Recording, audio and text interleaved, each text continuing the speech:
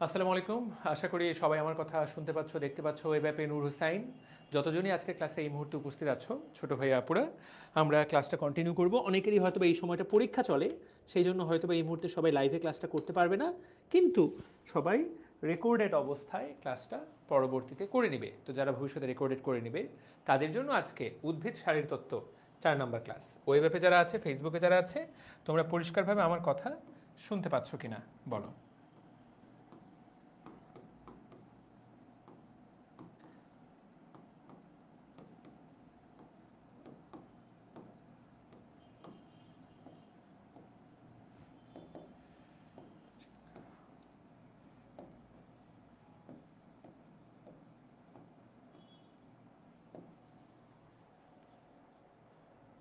সাউন্ডের কোনো ইস্যু আমাকে জানিয়ে দাও, পরে ক্লাস 20 মিনিট নেওয়ার পর যদি বলো যে সাউন্ড নাই, তাহলে কিন্তু বিপদ। ওয়েব অ্যাপে সাউন্ড আছে কিনা? নূর হুসেন শুনতে পাচ্ছ কিনা? নূর হাসনাইন, নূর হুসেন, তুমি শুনতে পাচ্ছ আমার কথা? ওকে, তাহলে উদ্ভিদ শারীরতত্ত্ব 4 নম্বর ক্লাস। এই ক্লাসে আমরা কি পড়ব? আমাদের আজকের পড়ালেখার টপিকের নাম সালোক সংশ্লেষণ।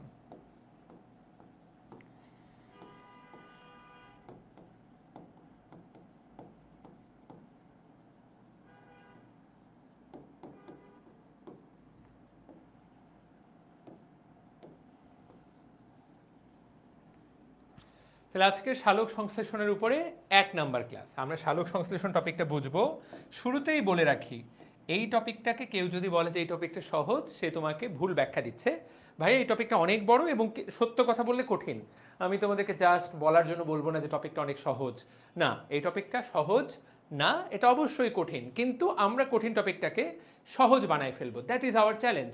আমরা এই কাজটাই করব, কঠিন এই টপিকটাকে আমরা সহজ বানাবার চেষ্টা করব।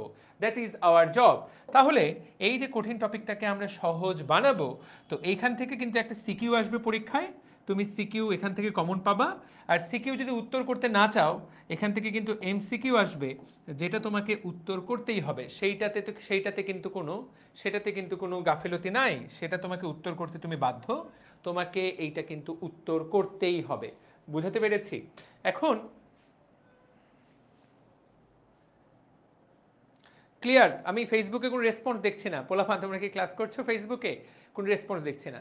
তো সিকিউ এখানে অনেকটুকু টপিক আমরা কভার করব, বাট টপিকটা আমাদেরকে শিখতে হবে, যাতে তুমি এইচএসসিতে তুমি যে এইচএসসিতে একটা ভালো পড়ালেখা করেছো, তুমি তখন কনফিডেন্স পাবা যখন তুমি সালোক সংশ্লেষণ টপিকটা খুব ভালো পারবা। তোমার মনে হবে যে না, এইচএসসিতে আমি ভালো পড়াশোনা করেছি। বুঝাতে পারলাম? ওকে, তো চলো বিসমিল্লাহ বলে শুরু করা যাক তোমাদের কনফিডেন্স তৈরি করার জন্য এই টপিকে। সালোক সংশ্লেষণ 1, লেটস বিগিন। চলো আমরা আমাদের আলোচনা শুরু করি। তো এইটা একটা গাছ, দেখো তো, এইটা হলো এই যে মাটি।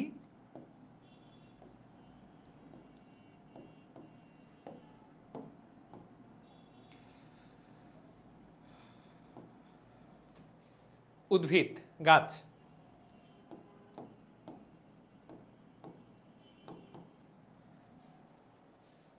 হ্যাঁ, রুমকির পুরো নামটা আমি ভুলে গেছি, ওর আসল নামটা তুমি কমেন্ট করে দিও। ওকে, তো এই যে গাছটা, ভাইয়া এই গাছটা বেঁচে থাকবে কিভাবে? এর বেঁচে থাকার জন্য শক্তি লাগবে। এখন আমরা সবাই বলি যে এই শক্তিটা সে কোথা থেকে পাবে? যে কোনো জীবের বেঁচে থাকার জন্য শক্তি লাগে। শক্তি মানে এটিপি। এখন সকল জীব এটিপি কোথা থেকে পায়? এটিপি পায় খাদ্য থেকে। পৃথিবীর সকল জীব খাদ্য ভেঙে শক্তি উৎপন্ন করে। তুমি যে খাবারগুলো খাও, কেন খাও? খিদা লাগে বলে খাও। তুমি বলো যে ভাই আমার খিদা লাগে বা আমার ক্ষুধা লাগে। রাইদা, আমার ক্ষুধা লাগে বলে আমি খাই। তোমার ক্ষুধা লাগে কেন? কারণ বডি শক্তি ছাড়া বাঁচবে না। আর শক্তি আসবে কোথা থেকে? খাবার থেকে। ঠিক সেই জন্য, যেহেতু শক্তি আসবে খাবার থেকে, ঠিক সেই জন্য আমরা যাতে প্রতি মুহূর্তে খাই, সেই ব্যবস্থাটা করা হয়। তাহলে দেখো তো, এই শরীরে আমরা খাবার খাই। আমরা কি কি ধরনের খাবার খাই দেখো। তুমি কত রকম খাবার খাও? ভাত খাও, শর্করা জাতীয় খাবার, গোশত খাও, আমিষ জাতীয় খাবার, তেল খাও গোস্ত রান্না করার সময়, তাই না? ভাত গোস্ত তেল কত কিছু খাও, শুধু কি একটু খেয়েই তুমি শান্তি হয়? তুমি আবার পানি পান করো, তাই না? তারপরে তুমি লবণ খাও, লবণ না দিলে খাবারটা একদম মজা করে না। তারপর তুমি ভিটামিন খাও। প্রিয় ভাইয়া এবং আপুটা, খেয়াল করো তো, আমরা আমাদের খাদ্যে এইগুলাই হলো আমাদের প্রধান খাবার। কোনো মানুষকে যদি বলা হয় তুমি পানি লবণ আর ভিটামিন খেয়ে দুনিয়াতে বেঁচে থাকো, ও কিন্তু ভাইয়া সর্বোচ্চ 2 মাস বা 70 দিন বেঁচে থাকতে পারবে কোনো খাবার ছাড়া। ওর শরীরে পানি লবণ এবং ভিটামিন এইগুলা থেকে কোনো শক্তি আসে না। পানি লবণ এবং ভিটামিন কোনো শক্তি প্রদানকারী খাবার নয়। আমরা যে খাবার খাই, আমাদের খাবারের শক্তিগুলা মূলত আসে এই ভাত গোস্ত এবং তেল থেকে। ভাত গোস্ত এবং তেল থেকে। 1 গ্রাম ভাত 1 গ্রাম শর্করা থেকে শক্তি আসে 4 কিলো ক্যালোরি। 1 গ্রাম গোস্ত থেকেও এইরকম শক্তি আসে 4 কিলো ক্যালোরি। 1 গ্রাম তেল থেকে এইরকম শক্তি আসে 9 কিলো ক্যালোরি। 1 কিলো ক্যালোরি সমান 1 কিলো ক্যালোরি সমান 10 অণু এটিপি। তার মানে তুমি যদি 1 গ্রাম ভাত খাও, 40টা এটিপি তুমি কামায় ফেললা। তুমি যদি 1 গ্রাম মাংস খাও, তাহলেও তুমি 40টা এটিপি তুমি কামায় ফেললা। তুমি 1 গ্রাম তেল খাও খাবারের সাথে, 90টা এটিপি তুমি কামায় ফেললা। এখন তুমি তাকায় দেখো, তোমার শরীরে বেঁচে থাকার জন্য যতটুকু এটিপি দরকার সেইটা তুমি কোথা থেকে পাচ্ছ? ভাত গোস্ত তেল থেকে। পানি লবণ এবং ভিটামিন আমাদের শরীরে একটা এটিপি শক্তিও প্রদান করে না। 9টা সিঙ্গেল এটিপি শক্তি, 1 কণা এটিপি শক্তিও প্রদান করে না। তাহলে কিন্তু তুমি তাকায় দেখো তো, আমাদের চারপাশের যে গাছগুলা, সেই গাছগুলা ভাইয়া মাটি থেকে কি খায়? পানি খায়, পানির সাথে লবণ খায়। এইটাই হলো তার মেইন খাবার। আর ভিটামিন কিছু সে নিজে তৈরি করে, অনেক সময় মাটির কিছু ভিটামিন টিটামিন সে নিয়ে নেয়, বাট খায় সে পানি এবং লবণ। কিন্তু গাছটাও তোমার আমার মতো জীব। তোমার যেমন কোষ আছে, গাছেরও কোষ আছে। তোমার কোষে যেমন নিউক্লিয়াস, গাছের কোষেও এমন নিউক্লিয়াস। তোমার কোষে যেমন মাইটোকন্ড্রিয়া, গাছের কোষেও একই রকম মাইটোকন্ড্রিয়া। তাহলে তোমরা আমাকে বলো, যেখানে আমরা এই খাদ্যগুলো খেয়ে এই শক্তি তৈরি করি, সেই শক্তি দিয়ে তুমি আমি বেঁচে আছি, গাছ যেখানে শুধু পানি এবং লবণ খাচ্ছে, সে শক্তি তৈরি করে কিভাবে? বুদ্ধি করে আমাকে তোমরা বলো তো, কমেন্টে জানাও দেখি কার বোঝার ক্ষমতা কতটুকু। আমাকে বুদ্ধি করে কমেন্টে জানাও, বলো, আমাকে বলো, কথাটা বলো শুনি।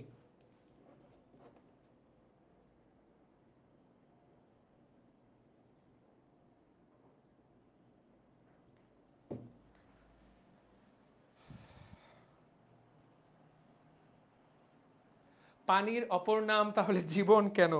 পানি থেকে কোনো শক্তি আসে না, শক্তি আসতে হবে নট নেসেসারি। এই খাবারগুলো ভাঙতে পানি লাগবে। পানি সরাসরি কোনো শক্তি দিবে না, বাট এদের কাজ করতে পানি লাগে, সেজন্য পানির অপর নাম জীবন। প্রত্যেকটা বিক্রিয়ায় পানি লাগে। তাহলে তোমরা কেউ উত্তর করছো না সূর্যের আলো কাজে লাগিয়ে। আচ্ছা, সূর্যের আলো কাজে লাগিয়ে সে শক্তি বানায় কিভাবে? তো দেখো, উত্তরটা পার্শিয়ালি কারেক্ট, বাট মূল উত্তরটা কি? প্রশ্নটা কি ছিল? যে আমরা এতগুলো খাবার খাই, যেই খাবারগুলো থেকে আমরা সরাসরি শক্তি পাই, যেই খাবারগুলো থেকে শক্তি পাই না, উদ্ভিদ শুধুমাত্র সেইগুলা খায়। তারপরও উদ্ভিদ বেঁচে থাকে কিভাবে? এইটাই হলো মূল কথা। কারণ আমাদেরকে এই ভাত গোস্ত তেল এগুলো খেতে হয়, কারণ আমরা নিজেদের খাবার নিজেরা তৈরি করতে পারি না। প্রিয় ভাইয়া আপুটা, দেখো আমরা বললাম যে খাদ্য ভেঙে শক্তি তৈরি হয়। এই উদ্ভিদটাও একই কাজ করবে। এই উদ্ভিদটাও খাবার থেকেই শক্তি তৈরি করবে। এই গাছটাও, ছোট করে ফেলি এটাকে, আশা করি বুঝতে পারবা। এই গাছটাও খাবার থেকেই শক্তি তৈরি করবে। আমরা যা করব তাই। এই গাছটাও খাদ্য ভেঙেই শক্তি তৈরি করবে। তুমি কিন্তু এর খাবার কি? এর খাবার তো লবণ আর পানি। তাহলে কোন খাবার ভেঙে শক্তি তৈরি করবে? ভাইয়া, এই উদ্ভিদটা নিজের খাবার নিজেই বানাবে। এই খাবারটা ওকে বাইরে থেকে নিতে হবে না। কিভাবে বানাবে? কার্বন ডাই অক্সাইড নিবে বাতাস থেকে, আর এই তো পানি, পানি তো এই জায়গাতে আছেই, আর উপর থেকে চলে আসবে সূর্যের আলো। এই যে সূর্যের আলো উপর থেকে আসবে। সূর্যের আলো এই যে পানি এবং কার্বন ডাই অক্সাইডকে কাজে লাগায়, সাথে সূর্যের আলোকে কাজে লাগায়, সে নিজের খাবার নিজেই বানাবে। এইরকম একটা খাবারের নাম হলো গ্লুকোজ। দেখো সে নিজেই গ্লুকোজ বানাবে তার শরীরে, এবং গ্লুকোজটাকে ভেঙে পরবর্তীতে শক্তি বা এটিপি তৈরি করবে। ভাইয়া আমরা যেভাবে শক্তি পাই ও একই প্রক্রিয়ায় শক্তি পায়, খাবার ভেঙে শক্তি। কিন্তু আমার সাথে ওর পার্থক্য হলো আমাকে ভাত গোশত তেল বাজার থেকে কিনতে হয়, না হলে জমিতে তৈরি করতে হয়, না হলে অন্যকে ধরে খেয়ে ফেলতে হয়। ধরো তুমি মুরগি পাললা, সেই মুরগিটা তুমি খেয়ে ফেললা ধরে। তুমি ধান চাষ করলা, সেই ধানটা তুমি খেয়ে ফেললা। তুমি সয়াবিন তেল চাষ করলা, সয়াবিনের গাছ চাষ করে তেল বের করলা, বাজার থেকে কিনতে হয় বা চাষ করতে হয়, তারপর সেখান থেকে খেয়ে ফেলতে হয়। উদ্ভিদের এগুলো কিছুই করতে হয় না, ও নিজের শরীরেই এই গ্লুকোজ তৈরি করতে পারে, সেইখান থেকে সে শক্তি তৈরি করে। প্রিয় ভাইয়া আপুটা, এই যে জায়গাটুকু, এই জায়গাটুকুর মধ্যে দুইটা বিক্রিয়া লুকিয়ে আছে। কোন জায়গাটুকু? এই যে কার্বন ডাই অক্সাইড আর পানিকে কাজে লাগিয়ে উপরে সূর্যের শক্তিকে কাজে লাগানো হয়। সাথে এই সূর্যের শক্তিটাকেও কিভাবে কাজে লাগায়? কারণ ওর কাছে আছে ক্লোরোফিল। এই চারটা জিনিস। তাহলে সূর্যের শক্তিকে তো তুমি আমিও চাইলে কাজে লাগাতে পারি। তুমি আমি পারি না কেন? কারণ আমাদের ক্লোরোফিল নাই, তো ক্লোরোপ্লাস্ট নাই। এই যে সূর্যের আলোটাকে কাজে লাগিয়ে গাছ কি তৈরি করে? খাবার তৈরি করে। কি খাবার? এই খাবারটা হলো গ্লুকোজ বা শর্করা জাতীয় খাবার। লিখে দিলাম, গ্লুকোজ বা শর্করা জাতীয় খাবার। তাহলে গ্লুকোজ বা শর্করা জাতীয় খাবার তৈরি করলো। এই গ্লুকোজ বা শর্করা জাতীয় খাবার এই যে তৈরি হলো, সেইখান থেকে কি আসবে? সেইখান থেকে শক্তি তৈরি হবে, শক্তি বা এটিপি তৈরি হবে। প্রিয় ভাইয়া আপুটা একটু ভালো করে তাকাও। এই প্রথম অংশটুকুর এই বিক্রিয়াটাকে বলা হয় সালোক সংশ্লেষণ।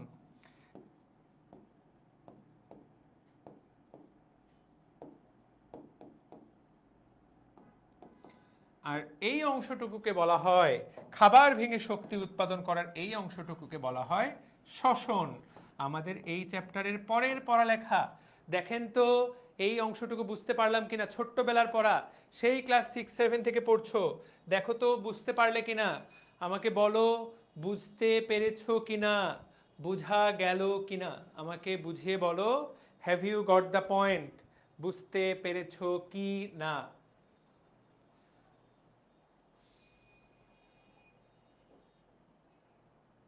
কমেন্টে জানাতে হবে। সবাই লিখে ফেলেছো, নোট ডাউন করেছো? রেসপন্স না করলে কিন্তু বিপদ। রেসপন্স করো।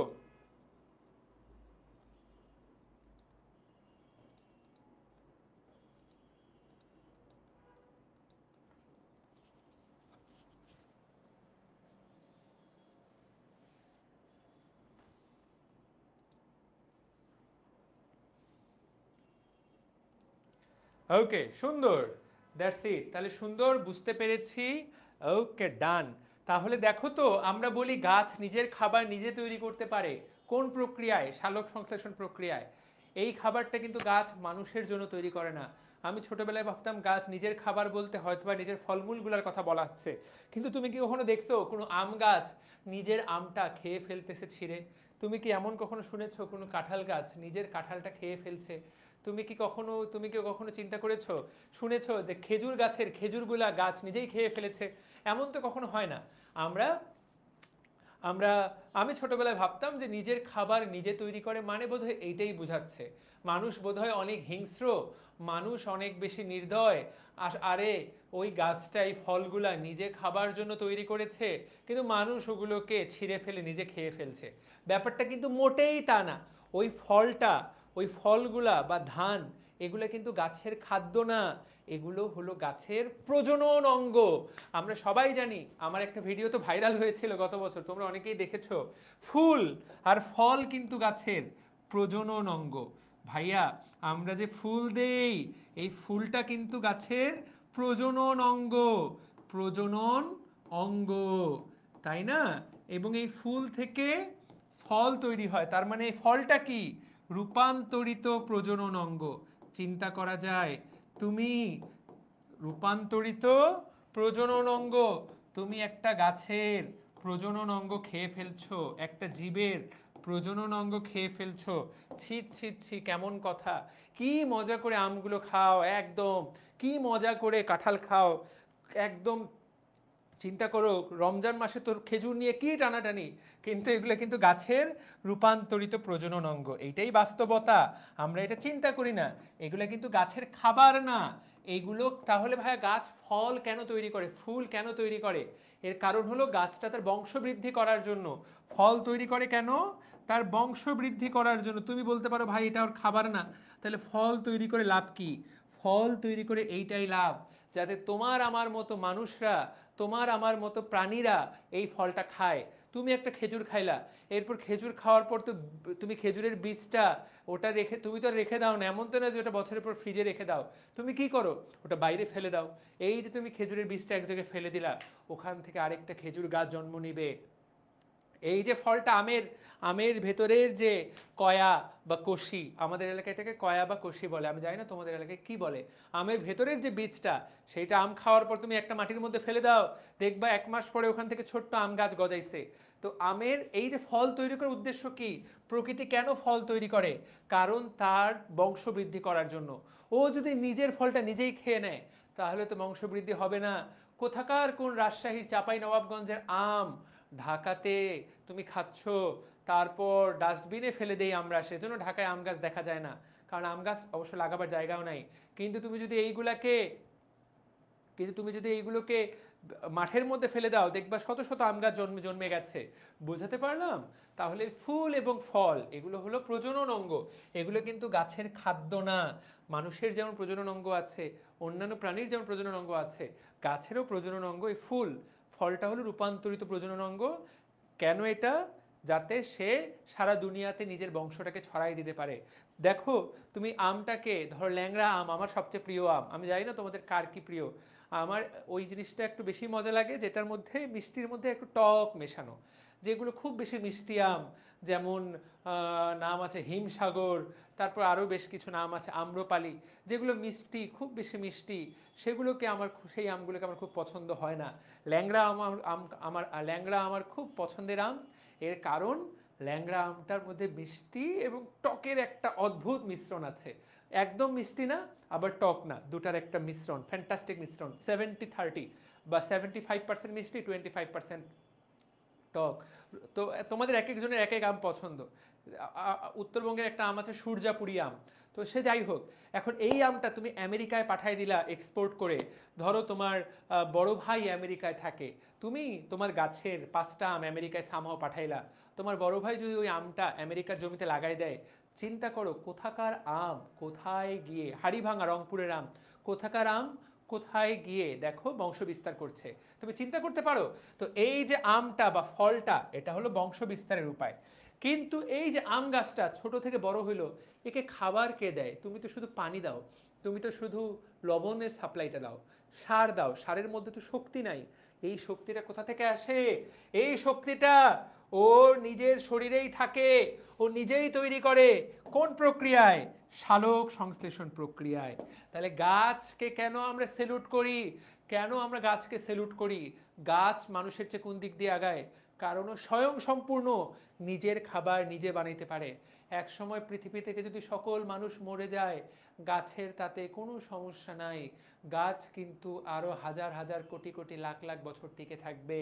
কিন্তু মানুষ, সকল গাছ যদি মরে যায়, মানুষ কিন্তু সাথে সাথে মৃত্যুবরণ করবে। কারণ আমাদের সকল খাদ্যের উৎস হলো বৃক্ষ এবং গাছ, বৃক্ষ বা গাছ, প্রত্যক্ষ বা পরোক্ষভাবে। হয় তুমি সরাসরি গাছ খাচ্ছ, চিন্তা করো তুমি আজকে সারাদিনে কয়টা গাছ খেয়েছো। তোমরা কমেন্ট করো তো, আজকে দুপুরে তোমরা কি খেয়েছো, একটু দ্রুত কমেন্ট করো, সত্যটা লেখো। দুপুরে তোমাদের খাবার কি ছিল? দ্রুত সুন্দর করে কমেন্ট করো। What was your lunch today? তোমাদের আজকে দুপুরে লাঞ্চে তোমরা কি কি খেয়েছো বলো, তাহলে তোমাদেরকে দিয়ে আমি এটার ব্যাখ্যাটা দিতে পারবো, যাতে তোমরা পড়াটার সাথে কানেক্ট করতে পারো। বলেন বলেন।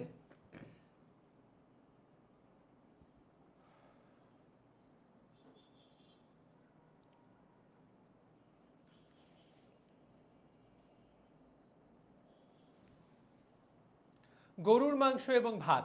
আচ্ছা, তো একজন বললো যে ভাই গরুর মাংস এবং ভাত খেয়েছি। তো এই যে গরুর মাংস এবং ভাত, দেখো তো, ভাত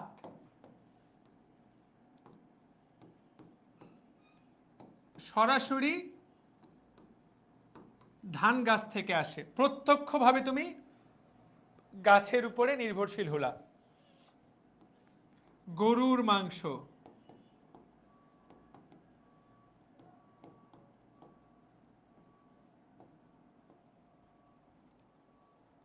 এই গরুগুলা ঘাস না খাইলে দুনিয়াতে টিকবে না, কারণ ও তৃণভোজী।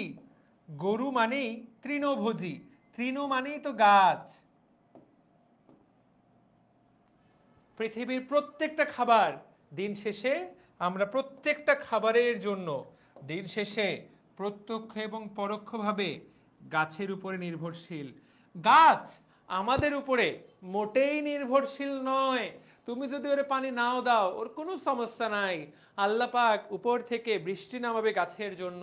তুমি তো ভাই জমিতে গিয়ে লবণ দাও না, অটোমেটিক জমির মধ্যে লবণ থাকে। বুঝাতে পারলাম?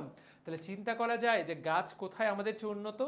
আমরা এইটুকু বেশি যে আমরা একটু সুন্দর হাঁটাচলা করতে পারি, কথা বলতে পারি, মোবাইল চালাইতে পারি, খেলাধুলা করতে পারি। গাছ এগুলো করতে পারে না, কিন্তু গাছ যেটা পারে সেটা আমরা পারি না। এখন প্রশ্ন হলো যে গাছ তাহলে নিজের খাবার নিজে বানাতে পারে। প্রশ্ন হতে পারে যে ভাইয়া এইটা গাছ কেন পারে, আমরা কেন পারি না?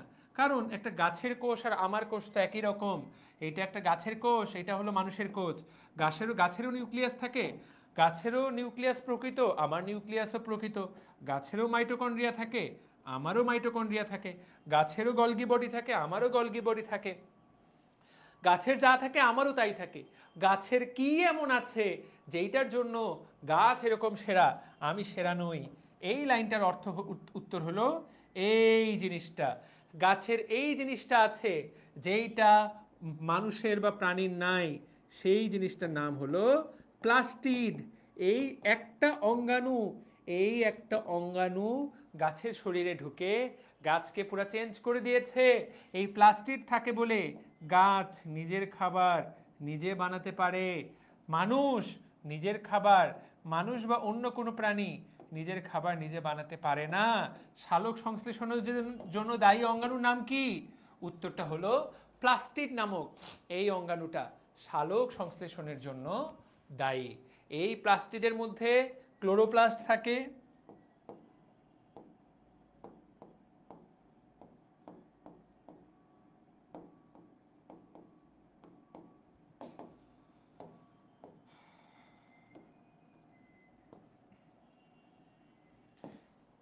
এই প্লাস্টিডের মধ্যে ক্লোরোপ্লাস্ট থাকে, ক্লোরোপ্লাস্ট। ঠিক আছে? এই ক্লোরোপ্লাস্ট বা প্লাস্টিডের একটা প্রকারভেদ হলো ক্লোরোপ্লাস্ট। এই ক্লোরোপ্লাস্টের মধ্যে থাকে ক্লোরোফিল। এই ক্লোরোফিল থাকে বলে গাছ সবুজ, এবং এই ক্লোরোফিল থাকে বলেই গাছ এমন একটা জিনিস পারে যেটা আমরা পারি না। সেটা কি? সেটা হলো সূর্যের আলোটাকে গ্রহণ করা, গ্রহণ করে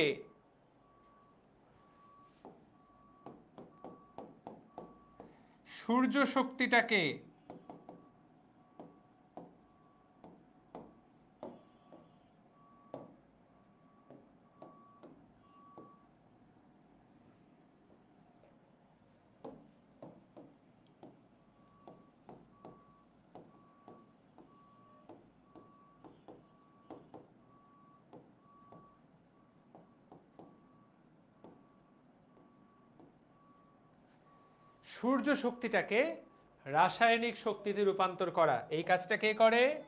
এই কাজটা করে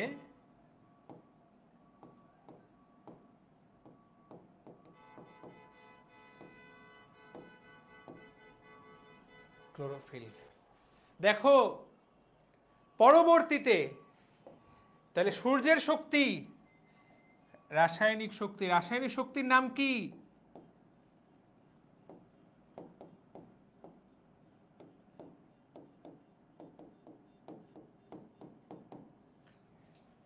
এই জিনিসটা ক্লোরোফিল করতে পারে, সূর্যের শক্তিটাকে রাসায়নিক শক্তিতে রূপান্তর করা।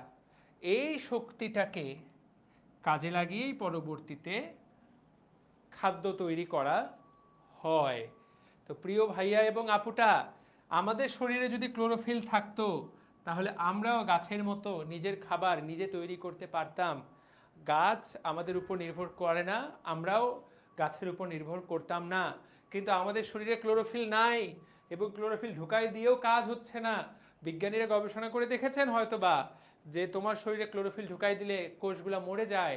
মানুষের কোষগুলা ক্লোরোফিল ধারণ করার জন্য সক্ষম নয়। থাকলে অনেক আগেই দেখা যাইতো যে মানুষ এবং সূর্যের মধ্যে যে দাঁড়িয়ে আছে, দাঁড়িয়ে নিজের শক্তি। পরে দেখা যেত যে বর্ষাকালে বর্ষাকালে যেখানে ঘন ঘন অন্ধকার, মানুষের শক্তির অভাব হচ্ছে কারণ সূর্যের আলো কমে গেছে, সেই ঘটনা ঘটতো। তো সেই মজা, তাই না? এবং এটা কিন্তু ভালোই হইতো, তাইলে আর খাবার জন্য এই পেটের জন্য এত কষ্ট আর করতে হতো না, তাই না? পুরো পৃথিবীতে বেঁচে থাকার জন্য মানুষের কত সংগ্রাম, তাই তো? একটা লেভেলের পর সাধারণত মধ্যবিত্ত, নিম্নবিত্ত এবং উচ্চবিত্ত তারা হয়তো বা বেঁচে থাকার জন্য বা দুই বেলা খাবারের জন্য পরিশ্রমটা করে না, তারা সুন্দর মতো বেঁচে থাকার জন্য করে।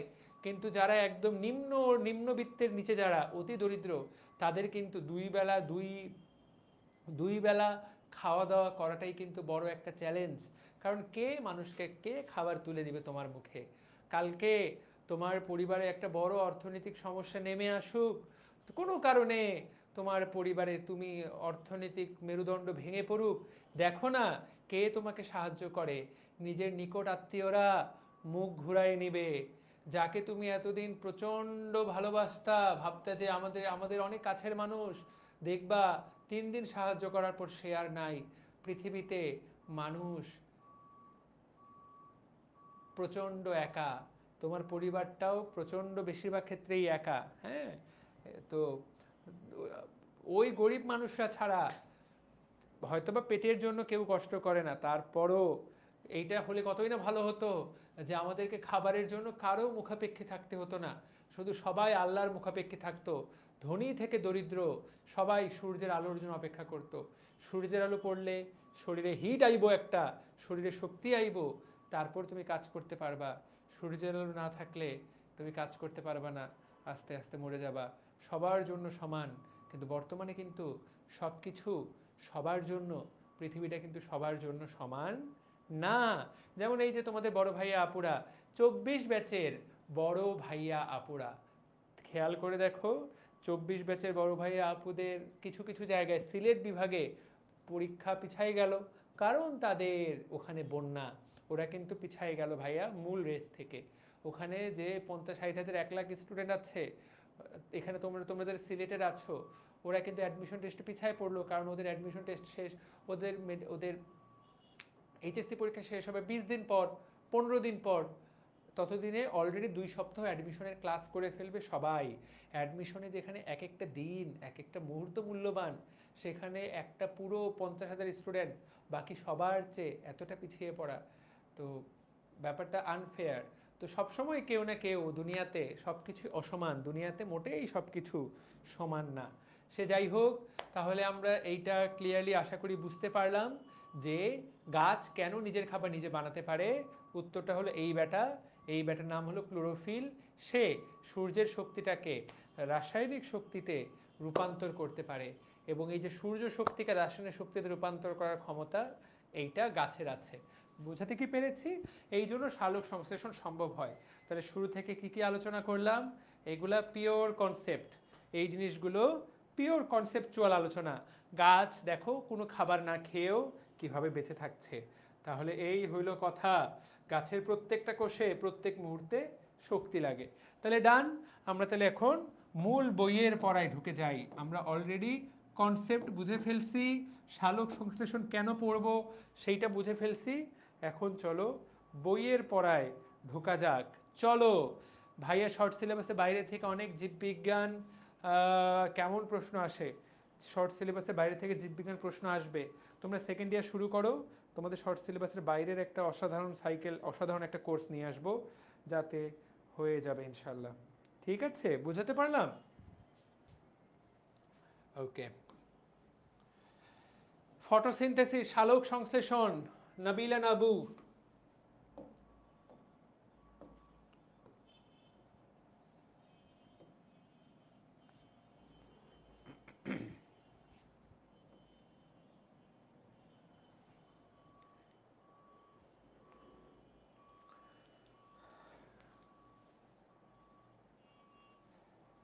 আজকে একটু তাড়াতাড়ি ছুটি দিয়ে দিয়েন, আমরা শুরু করি, সালোক সংশ্লেষণে শুরু করি। তাকায় দেখো, তাহলে এটার ইংরেজিটার দিকে তাকায় দেখো, ফটো সিনথেসিস। তুমি যখনই ফটো কথাটা যেখানে দেখবা, ভাই আমার একটা ছবি তুলেন, ফটো তুলেন, ফটো শব্দটার আসল অর্থ হলো আলো, এবং ছবি কিন্তু দিন শেষে আলোর খেলা। অন্ধকার ঘরে তুমি চাইলেও ছবি তুলতে পারবা না, পিওর অন্ধকার, এক ফোঁটা আলো নাই, তুমি ছবি তুলতে পারবা না। হ্যাঁ, ছবি তুলতে পারবা, কিন্তু ওই ছবিতে কিছুই দেখতে পাবা না অন্ধকার ছাড়া। তার মানে ছবি দিন শেষে কিসের খেলা? ছবি দিন শেষে আলোর খেলা। ছবি ইজ নাথিং বাট আলো। তাহলে ফটো সিনথেসিস, সিনথেসিস কথাটার অর্থ তৈরি করা। সিনথেসিস কথাটার অর্থ হলো তৈরি করা। প্রশ্ন হতে পারে ভাই কি তৈরি করা, সেটাই আমরা জানবো। তাহলে ফটোসিনথেসিস মানে কি? আলো তৈরি করা? উত্তর হলো না। ফটোসিনথেসিস কথার অর্থ হলো আলোর সাহায্যে তৈরি করা। তাহলে আলোর সাহায্যে তৈরি করা, কি তৈরি করা? আলোর সাহায্যে শর্করা জাতীয় খাদ্য তৈরি করা। শর্করা খাদ্য তৈরি করার নাম হলো ফটোসিনথেসিস। আলোর সাহায্যে শর্করা জাতীয় খাবার তৈরি করার নাম হলো ফটোসিনথেসিস। আমরা কি বুঝতে পেরেছি? আলোর সাহায্যে শর্করা জাতীয় খাদ্য তৈরি করার নাম হলো ফটোসিনথেসিস। ক্লিয়ার? ওকে, তাহলে ফটোসিনথেসিস মানে আলো, ফটো মানে আলো, আলোর সাহায্যে তৈরি করা, কি তৈরি করা? শর্করা জাতীয় খাবার। এই কথাটাই দেখো বলা হয়েছে। তাহলে ফটো শব্দের অর্থ আলো, আলোর সিনথেসিস অর্থ তৈরি করা, ফটোসিনথেসিস মানে হলো আলোর সাহায্যে শর্করা জাতীয় খাদ্যকে তৈরি করা। এই কথাটা কোথায় লেখা আছে? যে প্রক্রিয়ায় আলটিমেটলি কি তৈরি করা হয়? শর্করা জাতীয় খাদ্য তৈরি করা হয়। ওকে, সুন্দর। ওয়েব অ্যাপের উপস্থিতি একদম কম, তোমাদের অনেকেরই পরীক্ষা চলছে, but fine, no problem with that. ঠিক আছে, ফাইন, ঠিক আছে। আমরা আজকে 1 ঘন্টাই পড়বো, যেহেতু তোমাদের ক্লাস কম, লাইভে উপস্থিতি বেশি থাকলে আমরা বেশিক্ষণ পড়তে আমাদের ভালো লাগে। সমস্যা নেই, আমরা 1 ঘন্টায় পড়বো। সালোক সংশ্লেষণের মূল আলোচনাটা আমরা শেষ করে দিই, ঠিক আছে?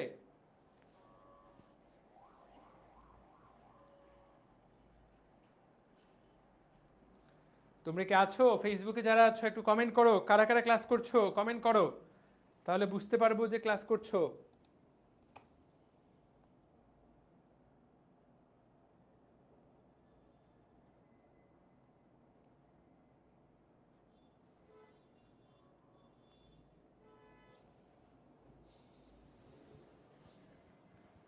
কয়জন? ফেসবুকের উপস্থিতি একদম কম। অনলি 1 2 3 4 5। ওকে ওকে, 2। আচ্ছা, ঠিক আছে, আমরা এই অংশটুকু আলোচনা করে ফেলি। তো দেখো, ফটো, এখন আমরা মূল অর্থটা জানলাম। এখন এই জায়গায় এখান থেকে একটা এমসিকিউ আসবে। কি এমসিকিউ? এই শব্দটা প্রথম প্রবর্তন করেন কে? বিজ্ঞানী চার্লস বার্নস। সালটা পড়বা, আসতে পারে পরীক্ষায়। গুরুত্বপূর্ণ হলো নামটা, চার্লস বার্নস। চার্লস বার্নস তিনি এই নামটা প্রবর্তন করেন। তাহলে Umme Hani Gouri Das, Fairuz Anika, thank you so much, Nabila, Jennifer, Radia, ওর নামটাই ভুলে যাই বারবার আমি, ওর মূল নামটা কি। তো এখান থেকে এমসিকিউ আসবে, এই শব্দটা প্রথম প্রবর্তন কে করেন? দেখো, আলোর শক্তিকে রাসায়নিক শক্তিতে রূপান্তরের প্রক্রিয়াকেই বলে ফটোসিনথেসিস। তোমাদের যদি মনে থাকে, সূর্য শক্তিকে, আলোর শক্তিকে রাসায়নিক শক্তিতে রূপান্তরের নামই হলো ফটোসিনথেসিস। বুঝলাম রাইদা?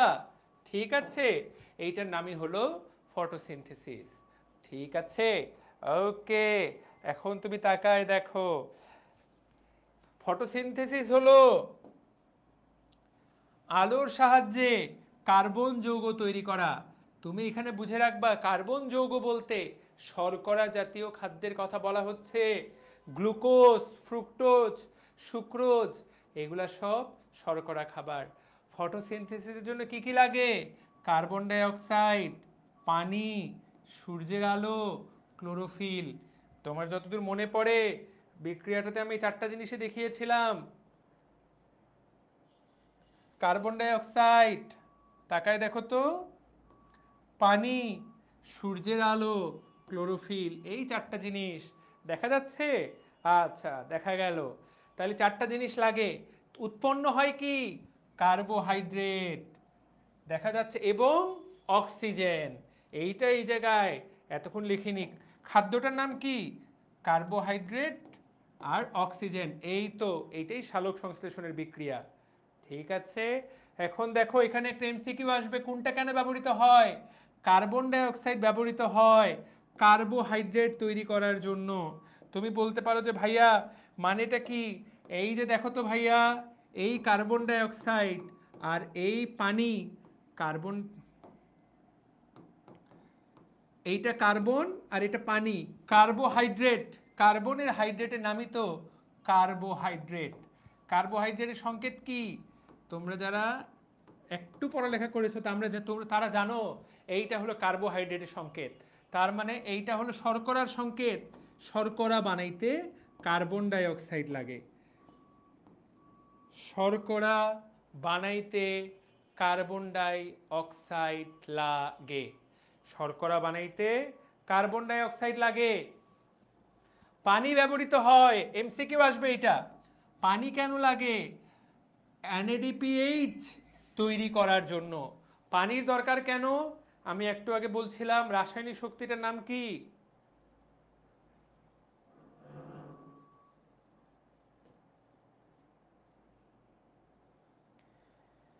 এই যে রাসায়নিক শক্তি, এই অংশটা তৈরি করার জন্য পানির দরকার।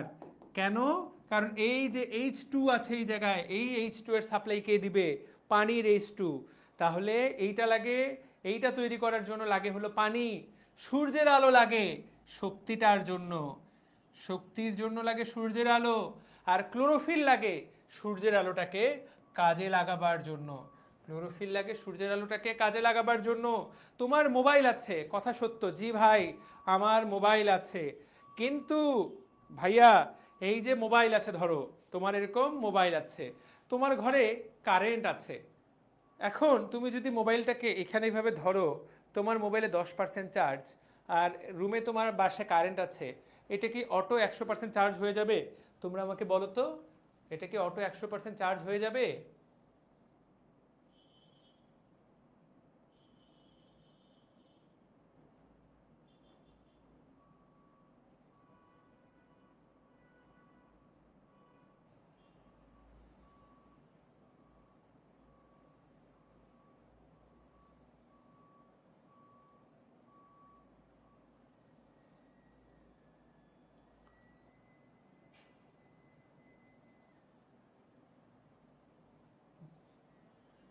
যাবে না, কারণ তোমাকে একটা চার্জার লাগাইতে হবে।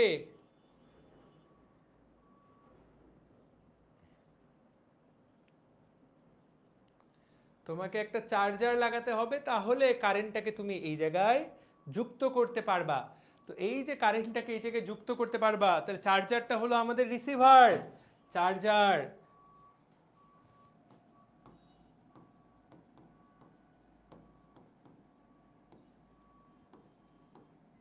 মোবাইলটাতে কারেন্টটাকে ঢুকাবে।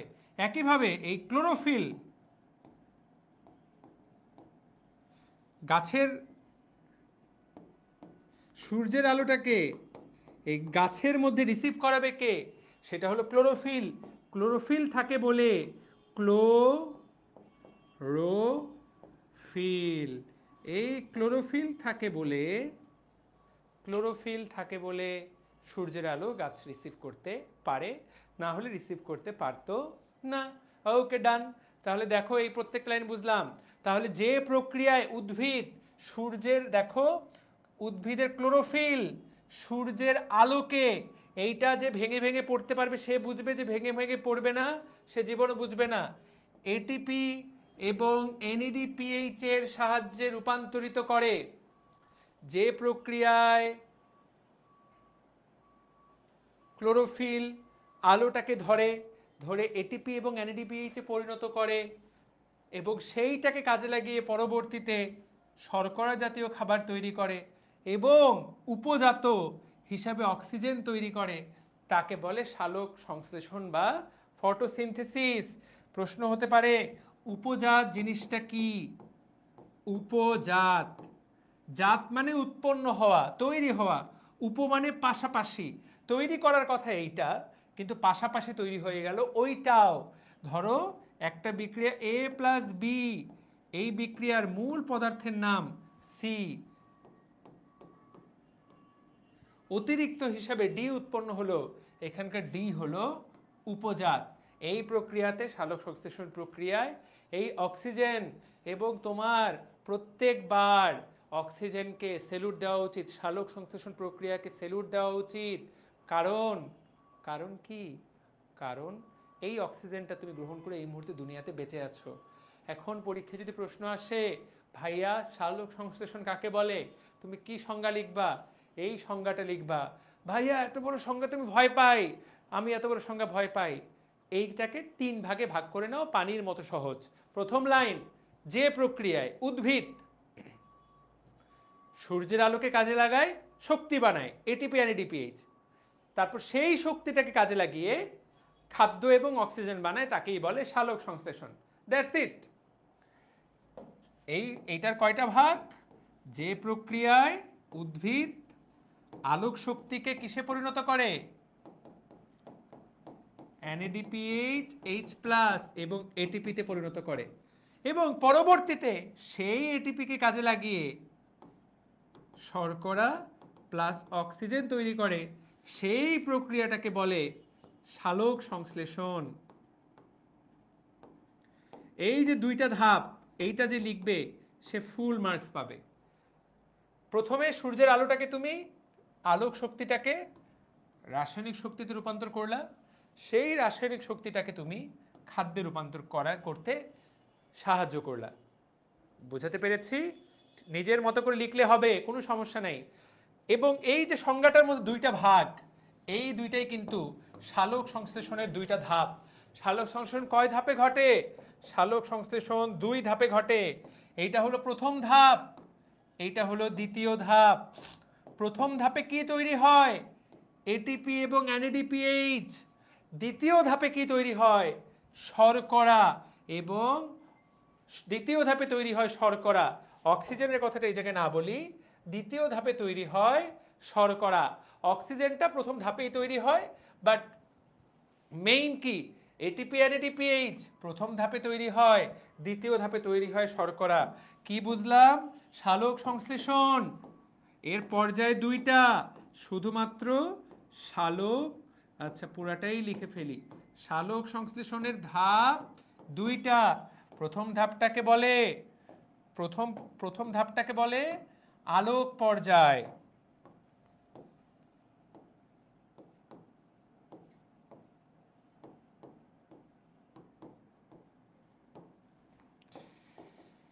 দ্বিতীয় ধাপটাকে বলে অন্ধকার পর্যায়।